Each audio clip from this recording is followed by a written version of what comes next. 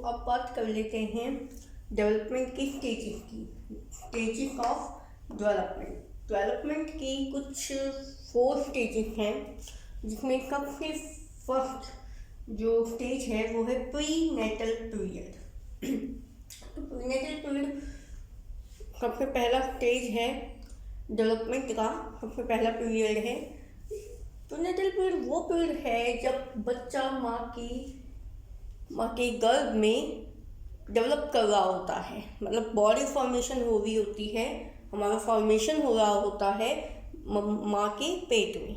ठीक है, गर्भ में जो है डेवलपमेंट हो रही होती है, लाइक हमारे बॉडी ऑर्गन्स बन रहे होते हैं, टिश्यू बन रहे होते हैं, सेल बन रहे होते हैं, हमारी बॉडी फॉर्मेशन हो रही होती है। तो उस पीरियड को हम कहते हैं प्री नेटल पीरियड। एंड ये जो प्रीनेटल पीरियड होता है ये कुछ 40 वीक्स का होता है, लाइक 280 डेज, मतलब कि 9 महीने और 10 दिन कुछ। ठीक है, तो इसको जो है approximate 40 week and 280 days consider किया गया है। 9 महीने का जो गर्भ अवस्था का जो पीरियड होता है उसको हम प्रीनेटल पीरियड बोलते हैं। तो इसमें क्या होता है, आपकी हेड बन रहा होता है, हार्ट बन रहा होता है, लेग्स, आर्म, स्पाइनल कॉर्ड, सब कुछ, मतलब एक तरीके से पूरी बॉडी फॉर्मेशन हो रही होती है इस टाइम पे। तो अब हम सेकंड स्टेज पे आ जाएंगे। एंड सेकंड स्टेज क्या है डेवलपमेंट की, इन्फेंसी पीरियड। ये जो इन्फेंसी पीरियड है ये आफ्टर बर्थ स्टार्ट होता है, मतलब कि just completion of prenatal period. जैसे ही प्रीनेटल पीरियड पूरा हो जाता है देन इन्फेंसी पीरियड स्टार्ट हो जाता है। एंड दिस बर्थ से लेके 2 साल तक ये चलता है। तो जैसे ही बच्चे का बर्थ होता है तो इन्फेंसी पीरियड स्टार्ट हो जाता है और चलता है 2 साल तक। इस पीरियड में क्या होता है कि बच्चा जो है वो अपने सेंस ऑर्गन से सीख रहा होता है, थोड़ी बहुत वैबलिंग कर लेता है, वो एक आध शब्द बोल लेता है। शब्द तो क्या ही कहीं ऐसे बोलता है जैसे ग ग ग म म म प प प, थोड़ा बहुत वो हिलडुल लेता है एक ही जगह पे, लेकिन ज़्यादा मूवमेंट नहीं कर पाता। और इसमें क्या होता है, इसको टॉय एज भी बोलते हैं, कि वो बस खेलता है, इसमें सिर्फ टॉयज के साथ खेलता है। तो ये जो है जस्ट बर्थ के बाद शुरू हो जाती है और अप टू 2 ईयर्स रहती है। उसको अपने सराउंडिंग से कुछ भी नहीं, मतलब कुछ भी नॉलेज नहीं होती उसे अपने सराउंडिंग्स की, कि क्या चल रहा है, कौन तुम्हारे पास है, कौन चला गया, कौन आ गया, क्या तुम्हें दे दिया, क्या तुमसे ले लिया, उसे कोई कुछ भी नहीं पता होता है। वो बस मतलब अपनी दुनिया होती है उसकी एक अलग, और उसी में रहता है और वो सिर्फ खेलता है। टॉय एज है, सिर्फ खिलौनों के साथ वो खेलता है। ये जो है अप टू 2 ईयर्स तक चलती है। नाउ थर्ड स्टेज, बहुत ही इम्पॉर्टेंट स्टेज है थर्ड, चाइल्डहुड जो है थर्ड स्टेज है डेवलपमेंट की, और बहुत ही मोस्ट इम्पॉर्टेंट स्टेज है ये है 3 to 12 ईयर्स, मतलब जस्ट आफ्टर इन्फेंसी ये स्टार्ट हो जाती है और 3 to 12 ईयर्स चलती है।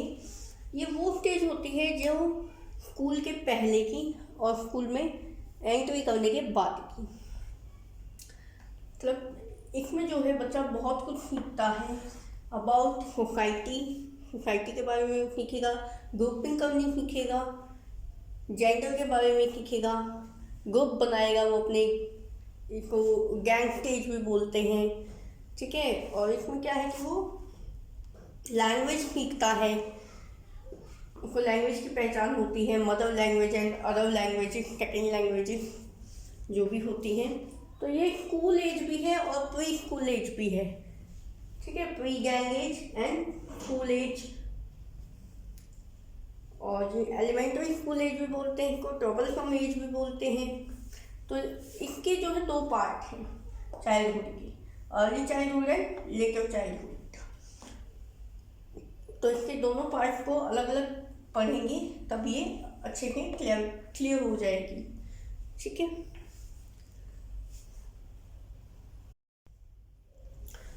अब हम कर लेते हैं अर्ली चाइल्डहुड स्टेज। ये जो है चाइल्डहुड स्टेज की फर्स्ट पार्ट है, अर्ली चाइल्डहुड स्टेज। ये वो स्टेज होती है जिसमें बच्चा स्कूल नहीं जाने लगा है, तो स्कूल जाने के पहले की स्टेज होती है बच्चे की 2 to 6 ईयर्स की होती है। अब तो देखो प्ले वे स्कूल हो गए हैं कि वहाँ जाके खेलो, मतलब कि 2.5 साल 3 साल में एडमिट कर देते हैं बच्चे को स्कूल में। बट पहले क्या होता था कि 6 साल का ही बच्चा जब हो जाता था, 6 ईयर का, तब ही वो स्कूल जाता था। अदरवाइज वो इतने स्कूल नहीं जाता था, वो घर पे ही खेलता था, घर पे ही रहता था। ठीक है, तो ये उस टाइम की बात है। वो वाला जो सिस्टम है वो इसमें इंक्लूड किया गया है जब बच्चा 6 साल में स्कूल जाता था। प्ले स्कूल नहीं होते थे उस टाइम पे, तो वो वाली बात है ये। तो ये जो है प्ले एज है, बच्चा इसमें खेलता है, उसे खिलौनों की समझ आ जाती है कि हाँ ये अलग खिलौना है, ये अलग है, ये हाथी है, घोड़ा है, ये डॉल है, ये टेडी बियर है, इस तरीके है। और क्या होता है इसमें, ये प्री स्कूल एज है। मैंने आपको बता दिया कि स्कूल में जाने के पहले की एज होती है ये। और इसमें मोस्ट इम्पॉर्टेंट जो चीज़ आती है वो है लैड। लैड क्या है? लैड है लैंग्वेज एक्विजिशन डिवाइस। मतलब कि ऐसा माना जाता है कि बच्चे में up to 5 year after birth to 5 year, birth से 5 साल तक बच्चे में एक ऐसा डिवाइस प्रेजेंट होता है कि वो डिवाइस उसको हेल्प करता है कि वो अपनी मदर टंग को एक्वटाइज कर सके। एक्वटाइज होता है कि बिना प्रेशर के, बिना सिखाए हम कुछ सीख रहे हैं, बिना ट्रेनिंग के, बिना टीचर ट्रेनिंग के, पेरेंट्स ट्रेनिंग के हम जो है सीख रहे हैं, गेन कर रहे हैं अपने आप। तो हमें देखते भी हैं कि मान लो कोई बच्चा अमेरिका में हुआ है, कोई बच्चा जैसे भारत में हुआ है, भारत में भी हरियाणा में हुआ है, पंजाब में हुआ है, गुजरात में हुआ है, बिहार में हुआ है, तो वहाँ की जो मदर लैंग्वेज होती है, मदर टंग होती है जो वहाँ की, मतलब कि जैसे बिहार की, हरियाणा की, गुजरात की, पंजाब की, तो वहाँ का जो चाइल्ड होते हैं अकॉर्डिंग टू एरिया, वो वही लैंग्वेज, सबसे पहली लैंग्वेज वो वही गेन करते हैं जो उनके रीजन की मदर लैंग्वेज होती है, मदर टंग जो होती है उसको गेन करते हैं। अब उसको सिखाने के लिए कोई अलग से स्कूल नहीं है। ऐसा नहीं है कि हरियाणा में हरियाणी को सिखाने के लिए कोई स्कूल बना हुआ है अलग से कि बच्चा हुआ और उसको वहाँ पे बिठा दिया कि हाँ भाई तुम जो है हरियाणवी सीख लो, तुम हरियाणा में पैदा हुए हो, तुम बिहारी सीख लो, तुम बिहार में पैदा हुए हो। नो, ऐसा कुछ नहीं है। जो मदर टंग है वो कभी भी सिखाई नहीं जाती है, वो बच्चा खुद एक्वाटाइज करता है, खुद गेन करता है, वो अपने आप सीख लेता है विदाउट एनी प्रेशर और विदाउट एनी ट्रेनिंग। ठीक है, कोई उसको ट्रेन नहीं करता इस चीज़ में, तो कैसे सीख लेता है वो? क्योंकि ये माना जाता है कि उसके अंदर 5 साल तक, बच्चे में जो है 5 साल तक एक एलएडी करके एक डिवाइस प्रेजेंट होता है, लैंग्वेज एक्विजिशन डिवाइस। वो उसकी हेल्प करता है कि वो जो है अपनी मदर टंग को बहुत ईजीली गेन कर लेता है, कैरी कर लेता है, मिमिक कर लेता है, लगा लो।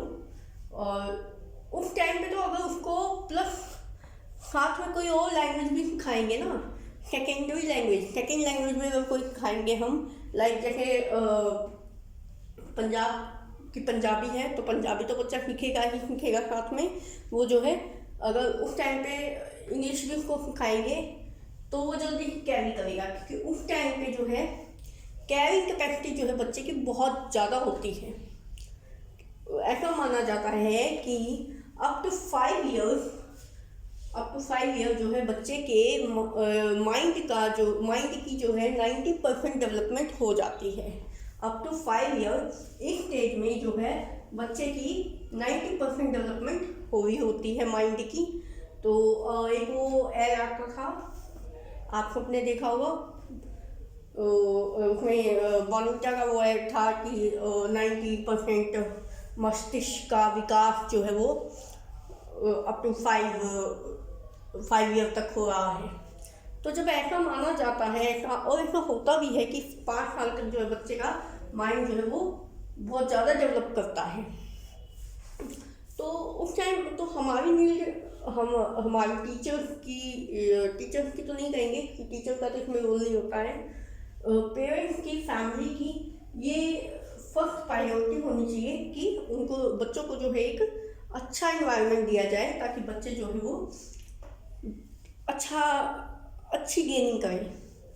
ठीक है, बच्चे जो है अच्छी चीज़ें सीखें, बुरी चीज़ों से उन्हें दूर रखा जाए, उनको एक हेल्दी इन्वायरमेंट प्रोवाइड कराया जाए, क्योंकि उस टाइम पे उनके माइंड का जो है फुल डेवलपमेंट हो रही होती है, मतलब कि बहुत ही रैपिड डेवलपमेंट हो रही होती है उनके माइंड की।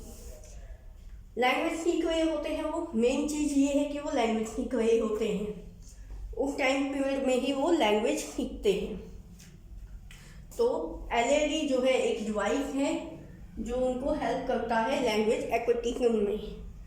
ठीक है, और ये प्री स्कूल पहले की एज होती है, इसमें बच्चा बस खेलता है, ओनली खेलेगा।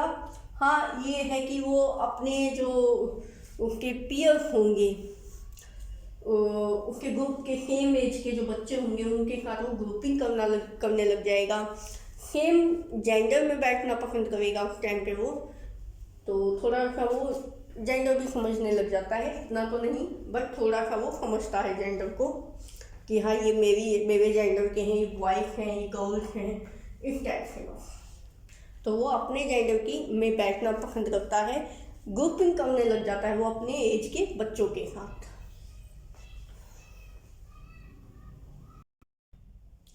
अब आ जाते हैं चाइल्डहुड के सेकंड पार्ट पे, दैट इज लेटरल चाइल्डहुड। तो लेटर चाइल्डहुड जो है वो 7 to 12 ईयर का पीरियड होता है, और ये स्कूल में बच्चा जब एडमिट हो जाता है उसके बाद की उसके बाद का पीरियड होता है, जब बच्चा स्कूल जाने लग जाता है। तो वहाँ पे तो इसको क्या कहेंगे हम, स्कूल एज और गैंग एज। गैंग एज क्यों कहेंगे, क्योंकि वो स्कूल में जाके अपना गैंग बना लेता है, गैंग को नेगेटिव नहीं लेंगे, गैंग मीन्स कि वो अपनी फ्रेंड सर्कल बना लेता है, वो अपना एक सर्कल बना लेता है अपने फ्रेंड्स का। वो जो सर्कल है फ्रेंड का वो स्कूल के अंदर तो बनता ही बनता है, कई बार बाहर भी बन जाता है, तो ग्रुपिंग फॉर्म कर लेता है। उसके बाद क्या है कि लॉन्ग लास्टिंग फ्रेंडशिप, ये जो स्कूल वाली फ्रेंडशिप होती है ये बहुत ही पक्के वाली फ्रेंडशिप होती है, ऐसी नहीं है कि टूट गई। पक्के वाली फ्रेंडशिप जो है यहाँ पे बनती है, लॉन्ग लास्टिंग फ्रेंडशिप जो है पक्के वाली बनती है, और ये जो है काफ़ी दूर तक चलती है, काफ़ी आगे तक चलती है। लाइक मैरिज हो जाती है तो भी जो है स्कूल फ्रेंड्स के साथ हमारा रिलेशन बना रहता है। ठीक है, तो लॉन्ग लास्टिंग फ्रेंडशिप होती है यहाँ पे। और यहाँ पे बच्चा जो है थोड़ा बहुत, ज़्यादा नहीं बट थोड़ा बहुत जो है लॉजिक लगाना स्टार्ट कर देगा। तो जैसे कि उसको थोड़े बहुत लॉजिक पता लग जाएंगे कि ऐसे हुआ है तो क्यों हुआ है, या वैसा हुआ है तो क्यों हुआ है, तो वो इस चीज़ को समझने लग जाएगा।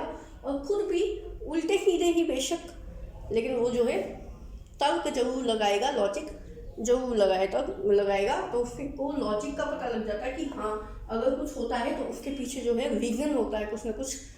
ठीक है, कुछ ना कुछ लॉजिक होता है, तो वो लॉजिक लगाने लग जाएगा इस स्टेज में। तो ये जो स्टेज है ये 7 to 12 ईयर्स की है, और आफ्टर स्कूल में एडमिशन होने के बाद की होती है स्टेज, इसलिए इसको जो है स्कूल एज भी बोलते हैं, या फिर एलिमेंट्री स्कूल एज भी बोलते हैं। अब हम आ जाते हैं 4th स्टेज पे, लास्ट स्टेज ऑफ डेवलपमेंट की last stage, and that is, last stage तो नहीं बोलेंगे, that is 4th stage, adolescence. Adolescence जो है वो 4th स्टेज है, ये जो है 13 to 19 ईयर्स तक चलती है।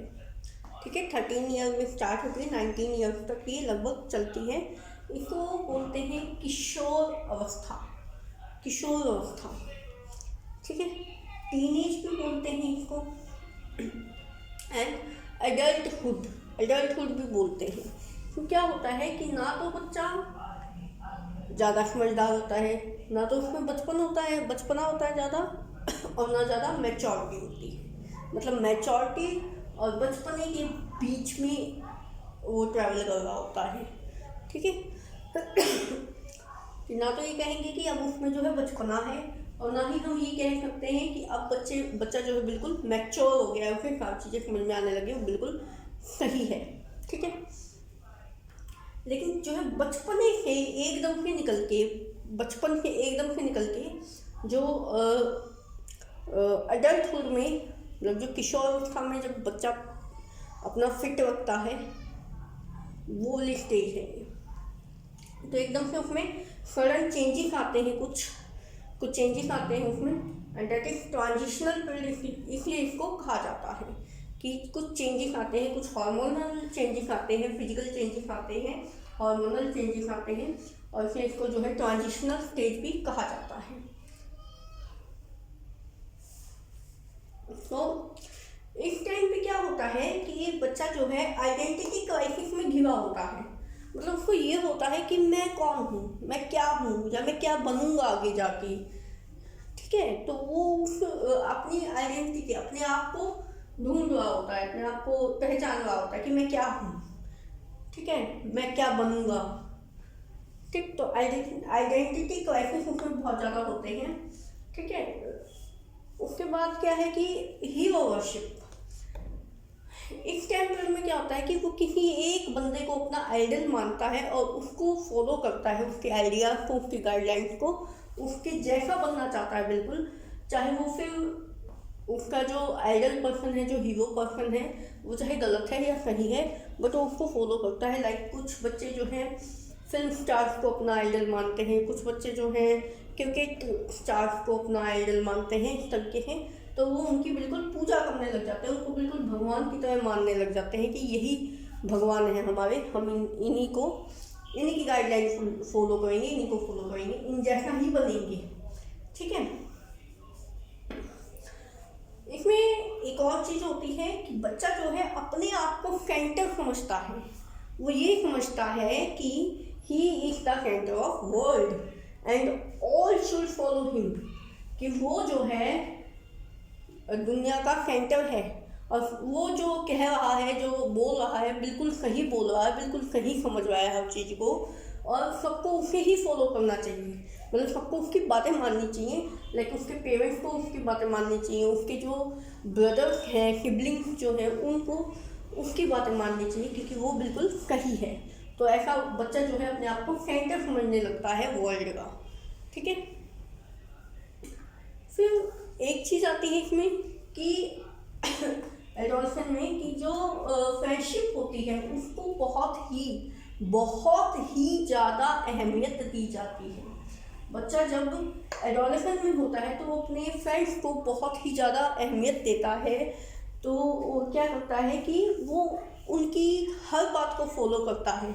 वो जैसे कपड़े पहनते हैं उसके फ्रेंड्स को वैसा पहनना चाहता है, वो जहाँ जाते हैं वो वहाँ जाना चाहता है, चाहे कुछ भी हो, मतलब कितना ही खतरा हो, कितना ही कुछ भी लॉस हो, लेकिन वो उनके जैसा बनना चाहता बिल्कुल। ठीक है। उनको फॉलो करना चाहता है, अपने पीयर्स को। उसको क्या होता है कि नहीं, मैं इनको ही फॉलो करूँगा, इनकी ही बातें मानूंगा, कभी ऐसा ना हो कि मुझे जो है अपने ग्रुप से बाहर कर दे। ठीक है। तो वो उनके ग्रुप में रहना चाहता है, और उस ग्रुप में रहने के लिए वो क्या करता है, उनकी हर बातें फॉलो करता है, बिल्कुल उनके जैसा बनता है। और एक आदमी है, एक बंदे हैं जिनका नाम है स्टेनलेस हॉल।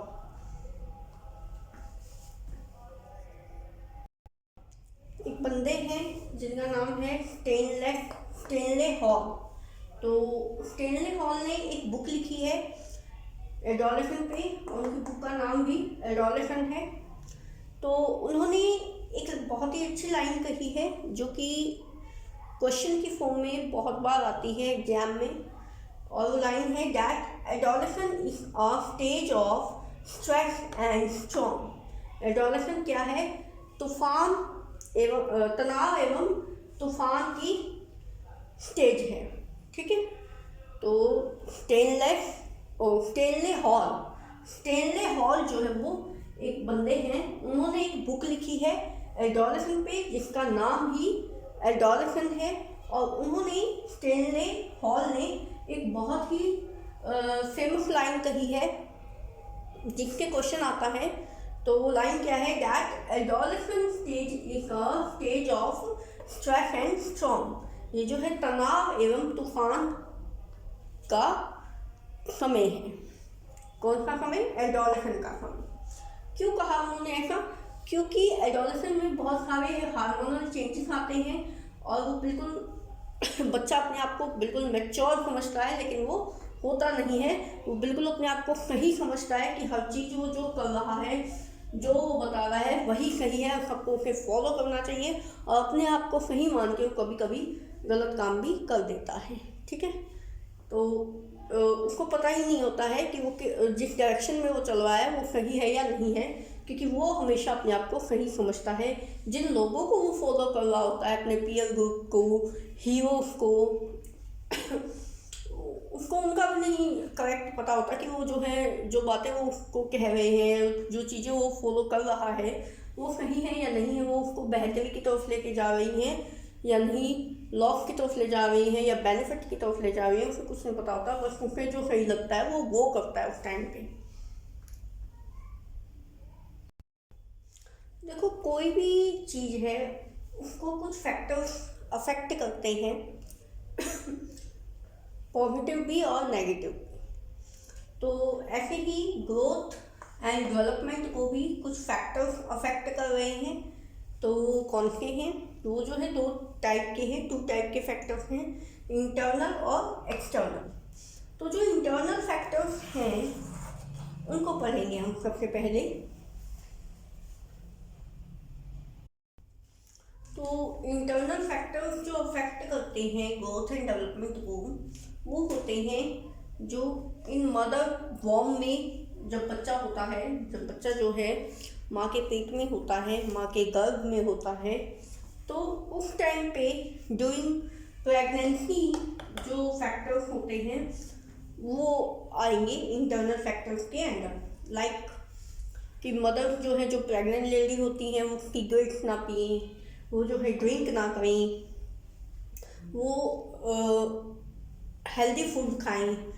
ठीक है, तो ज़्यादा जो है कुछ ऐसा काम ना करें जिससे कि बच्चे पे प्रेशर आए। ठीक है, तो वो अपने आप को बिल्कुल वेल मेंटेन रखें, बिल्कुल अपने आप पे ध्यान दें। ठीक है, तो बेबी की केयर करें कि हाँ भाई, अगर उनको कुछ होगा, अगर मदर्स को कुछ भी होगा, हेल्थ इशू होगा या कुछ भी होगा, तो उसका सीधा सीधा अफेक्ट किस पे जाएगा? बच्चे पे जाएगा। लाइक कोई हॉरर मूवी ना देखें। ठीक है, तो उन बच्चा जो है उस टाइम उनकी आंखों में देख रहा होता है, वो जो खाती पीती हैं उसका प्रभाव जो है वो बच्चे पे पड़ रहा होता है। जो वो देखती हैं, जो वो करती हैं, उसका प्रभाव वो जो है बच्चे पे पड़ता है। ठीक है, तो उस टाइम पे ये कहा जाता है कि बहुत ही सावधानी जो है रखनी चाहिए, बहुत ही केयर रखनी चाहिए प्रेग्नेंट लेडी को खुद की, क्योंकि ये सारे फैक्टर्स जो होते हैं वो इंटरनल फैक्टर्स होते हैं जो आगे जाके फिर बच्चे की ग्रोथ पे और डेवलपमेंट पे असर डालते हैं। तो ग्रोथ एंड डेवलपमेंट में जो इंटरनल फैक्टर्स हैं वो जो है मदर की वॉर्म में जब बच्चा होता है, मदर के गर्भ में जब होता है, तो उस टाइम जो इफेक्ट बच्चे पे जो पड़ता है, नेगेटिव पॉजिटिव जैसा भी पड़ता है, वो इंटरनल फैक्टर के अंडर आता है।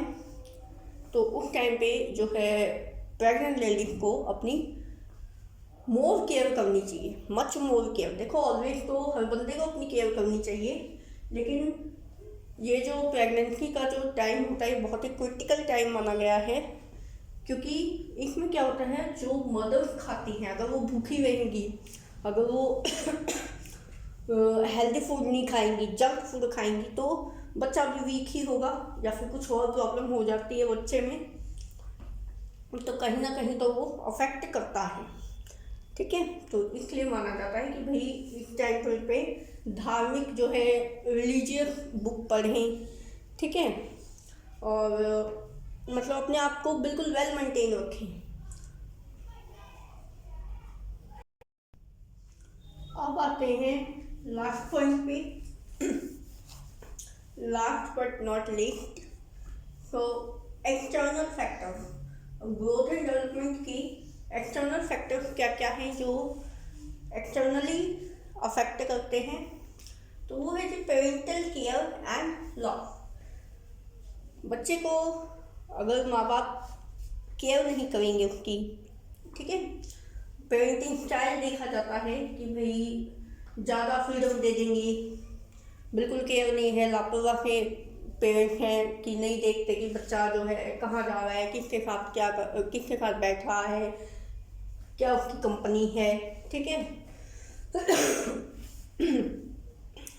तो उससे क्या होगा, बच्चा बिगड़ ही जाएगा अगर हम बिल्कुल उसकी केयर नहीं करेंगे। मोबाइल पे क्या देखता है, टीवी में क्या देखता है, क्या पढ़ता है, ठीक है, आज क्या वो पढ़ के आया है या कहाँ वो जाता है, ठीक है। तो ये सारी चीज़ें देखना बहुत ही ज़रूरी है। तो पेरेंटल केयर भी मस्ट, ठीक है, पेरेंटल केयर जो है वो मस्ट है। दूसरा है लव। अगर माँ बाप बच्चे को अपनापन नहीं देंगे, प्यार नहीं देंगे, हर टाइम उसको जो है गुस्सा ही करते रहेंगे, उसको चाटा ही लगाते रहेंगे, तो भी बच्चा जो है वो उस पर बहुत ही नेगेटिव इफेक्ट जाएगा। वो फिर उसको जो है एक टाइम ऐसा आएगा कि उसको ना मतलब मार पीट का, डांट डपट का कोई असर नहीं पड़ेगा, ठीक है।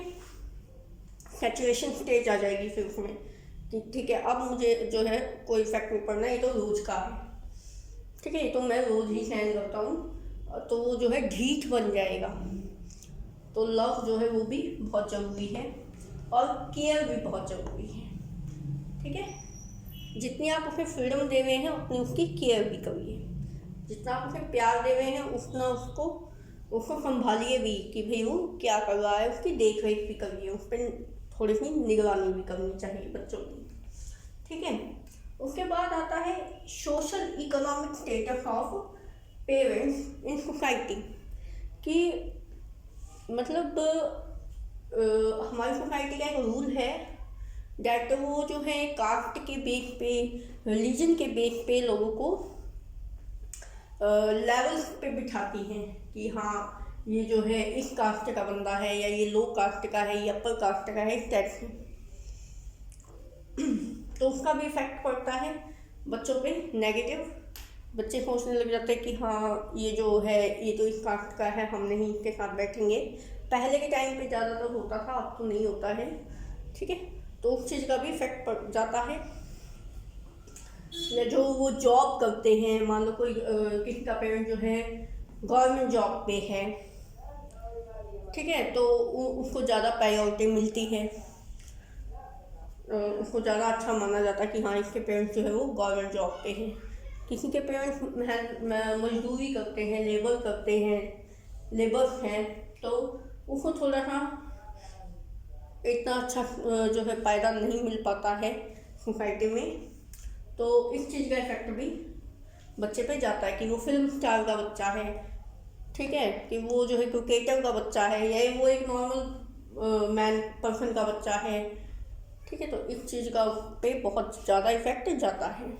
तो सोशल इकोनॉमिक जो स्टेटस होता है पेरेंट्स का सोसाइटी में, वो तो इफेक्ट डालता ही डालता है, ठीक है। अगर आप एक पॉपुलर बंदे के बच्चे हो, पॉपुलर स्टार के, तो आपको ज़्यादा हर चीज़ में कंसिडर किया जाएगा, ठीक है। बार बार लोग आपको पूछेंगे, टीचर्स आपको ज़्यादा पूछेंगे, पीयर्स आपको ज़्यादा पूछेंगे, आपको हेड बना देंगे बिल्कुल।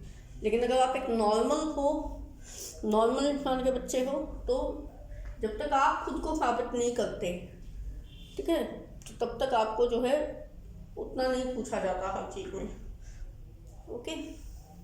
उसके बाद आती है पीयर कंपनी। पीयर कंपनी भी बहुत इंपॉर्टेंट रखती है, बहुत इंपॉर्टेंट एक्सटर्नल फैक्टर है। पीयर कंपनी में क्या है कि हमें ये तो देखना ही पड़ेगा कि भाई कंपनी कैसी है हमारी। अगर जिनके साथ आपका बच्चा बैठता है, ठीक है, वो उसके जो फ्रेंड सर्कल है वो क्रिमिनल माइंड के हैं तो बच्चा भी क्या है, क्रिमिनल बनेगा। अगर वो इंटेलिजेंट माइंड के हैं, ठीक है, तो आपका बच्चा भी हो सकता है कल को IAS या कुछ भी मतलब अच्छा बन सकता है, फ्यूचर उसका ब्राइट हो सकता है। ठीक है, तो पीयर कंपनी भी बहुत ही इफेक्ट डालती है। कहते हैं संगत, ठीक है, तो संगत पे बहुत कुछ निर्भर करता है। अच्छी संगत जो है वो बुरे को भी सुधार देती है और बुरी संगत जो होती है वो अच्छे को भी बुरा बना देती है। उसके बाद आता है इमोशनल। इमोशनल भी एक इम्पॉर्टेंट एक्सटर्नल फैक्टर है। ऐसा माना जाता है कि देखो, जो इमोशनली स्ट्रॉन्ग होता है वो सर्वाइव कर जाता है, और जो इमोशनली स्ट्रॉन्ग नहीं होता वो फिर रोता ही रह जाता है। ठीक है, तो अगर आप इमोशनली स्ट्रॉन्ग हैं तो आप अचीव कर जाएंगे और ग्रोथ आपकी अच्छी हो जाएगी, डेवलपमेंट आपकी अच्छी हो जाएगी। लेकिन अगर आप इमोशनली वीक हैं तो वो काफ़ी चीज़ों पे इफ़ेक्ट डालेगा, आपके फ्यूचर पे भी, आपकी ग्रोथ पे, डेवलपमेंट पे, सब पे इफ़ेक्ट डालेगा और वो कहीं ना कहीं रुक जाएगी। ठीक है, क्योंकि क्या इमोशंस से आपका माइंड भी इफेक्ट होता है, आपकी ग्रोथ भी इफेक्ट होती है, तो वो जो है फिर उतनी तेज़ी से नहीं हो पाती।